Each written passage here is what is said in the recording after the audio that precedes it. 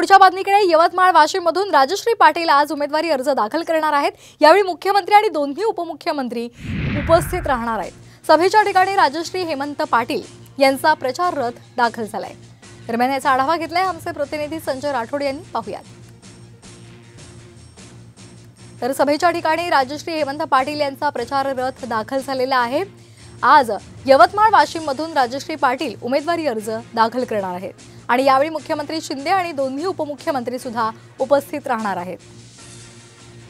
याचा आढावा घेतला आमचे प्रतिनिधी संजय राठोड यांनी। पाहूयात।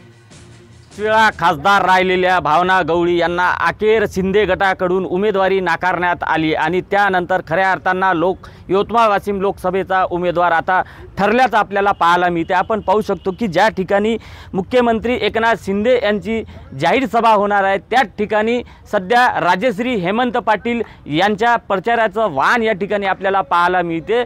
Shiv Sena, Bharatiya Janata party, Rashtrawadi Congress party, RPI, Rasapa, peoples republican पक्ष, महायुतीचा अधिकृत उमेदवार अशा स्वरूपाची बॅनरची गाडी या ठिकाणी मुख्यमंत्र्यांच्या सभास्थळी पाहायला मिळते। त्यामुळे वाशिम यवतमाळ लोकसभा मतदारसंघाचा तिढा जवळपास सुटल्याचं या प्रचार वाहनावरून आपल्याला सध्या पाहायला मिळते। अशात आज राजश्री पाटील यांचं नामांकन दाखल करण्यासाठी खुद मुख्यमंत्री आणि दोन्ही उपमुख्यमंत्री यवतमाळमध्ये दुपारी 12:30 वाजता येणार असल्याचं अधिकृत माहिती आपल्याला मिळते। संजय राठोड, साम TV न्यूज, यवतमाळ।